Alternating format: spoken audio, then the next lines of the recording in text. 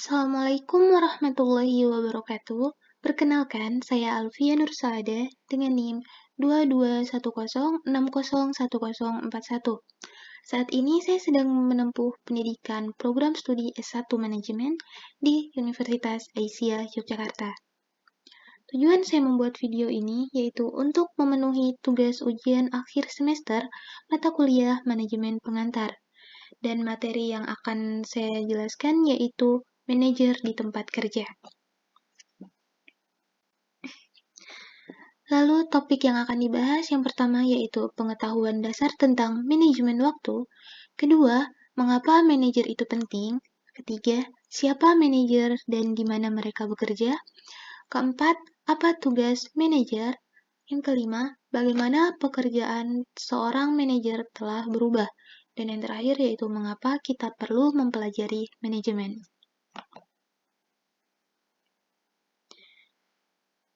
Mengenai manajemen waktu, salah satu kunci keberhasilan dalam manajemen dan sebuah karir adalah dengan memiliki keterampilan mengelola waktu yang baik.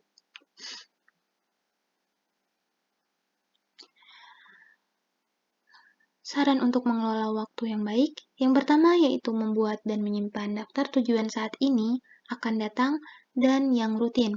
Kedua, memberi peringkat pada tujuan sesuai kepentingan.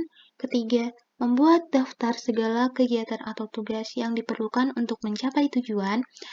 Keempat, membagi segala kegiatan atau tugas ke dalam klasifikasi A, B, atau C. Misal A, penting dan mendesak, B, penting atau mendesak, dan C, rutin atau perlu. Kelima, membuat jadwal kegiatan atau tugas sesuai prioritas yang telah ditetapkan. Keenam, merencanakan daftar hal-hal yang akan dilakukan setiap hari. Ketujuh, menyadari bahwa prioritas dapat berubah seiring hari atau minggu berjalan. Dan kedelapan, mengingat tujuan untuk mengelola selesainya pekerjaan seefisien dan seefektif mungkin. Mengapa manajer itu penting? Yang pertama, karena organisasi memerlukan keterampilan dan kemampuan manajerial mereka. Lalu, mereka berperan penting dalam menyelesaikan pekerjaan. Sebelumnya, siapa sih manajer itu? Manajer itu sendiri adalah orang yang bertanggung jawab untuk melakukan koordinasi dan pengawasan terhadap pekerjaan orang lain dalam suatu usaha yang bertujuan membantu organisasi dalam mencapai tujuannya. Manajer memiliki beberapa tugas. Yang pertama yaitu menginspirasi Anda secara profesional, lalu memberikan energi kepada Anda dan rekan-rekan untuk mencapai berbagai hal bersama-sama yang tidak bisa diselesaikan sendiri. Kemudian, memberikan pembinaan dan bimbingan dalam mengatasi masalah, lalu memberikan umpan balik tentang kerja Anda, membantu Anda untuk meningkatkan kinerja, terus memberitahu Anda tentang perubahan organisasi, dan tentunya mengubah hidup Anda. Klasifikasi manajer dalam organisasi terdiri atas 3. Yang pertama yaitu manajer lini pertama atau first line manager. Kedua yaitu ada manajer tingkat menengah atau middle manager. Dan yang ketiga yaitu manajer puncak atau top manager. Manajer lini pertama atau first line manager yaitu para manajer di jenjang terbawah yang tugasnya mengelola pekerja para karyawan non-manajerial, biasanya terlibat langsung di dalam aktivitas pada produksi barang atau jasa. Kedua yaitu manajer tingkat menengah atau middle manager, yaitu manajer yang menduduki antara bawah dengan atas. Dan yang terakhir yaitu manajer puncak atau top manager, bertanggung jawab dalam pengambilan setiap keputusan. Ada 3 sifat dalam organisasi. Yang pertama, sebuah organisasi pasti memiliki tujuan yang terdefinisikan dengan jelas, yang dituangkan ke dalam sasaran yang hendak dicapai oleh organisasi. Kedua, yaitu sebuah organisasi tentulah terdiri dari orang-orang. Dan yang ketiga, sebuah organisasi memiliki bentuk struktur yang mengatur hak dan kewajiban para anggotanya dalam melaksanakan pekerjaan. Apa kerja manajer? Yang dilakukan manajer adalah pengelolaan atau manajemen. Manajemen itu sendiri adalah aktivitas kerja yang melibatkan koordinasi dan pengawasan terhadap pekerjaan orang lain sehingga pekerjaan tersebut dapat diselesaikan secara efisien dan efektif. Penjelasan mengenai efisien dan efektif.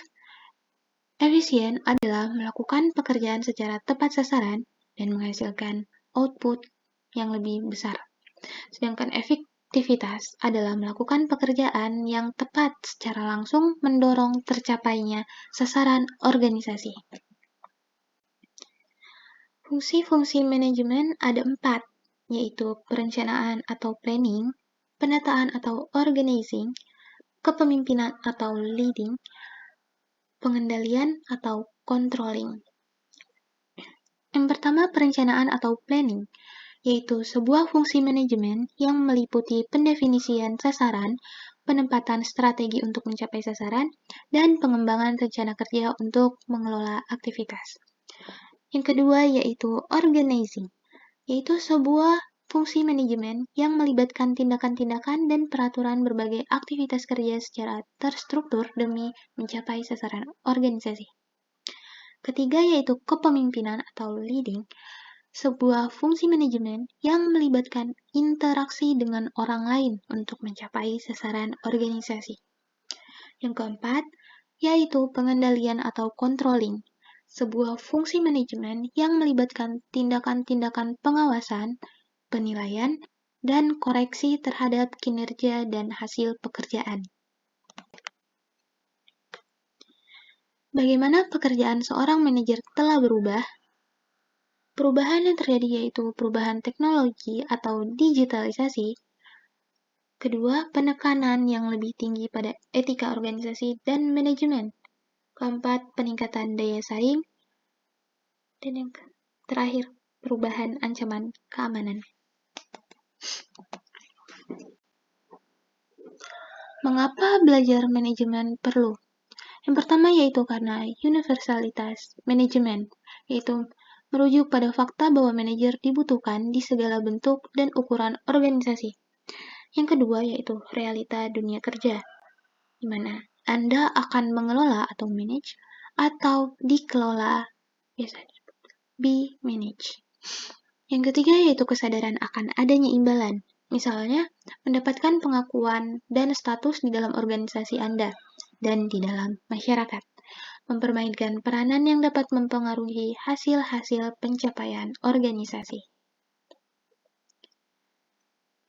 Sebelum mengakhiri video ini, saya mengambil quotes dari Lemony Snicket.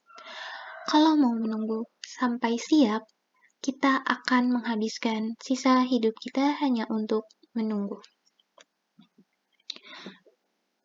Semoga video yang saya sampaikan dapat bermanfaat dan dapat dipelajari oleh teman-teman sekalian. Mohon maaf jika ada kekurangan. Thanks for watching. Saya akhiri. Wassalamualaikum warahmatullahi wabarakatuh.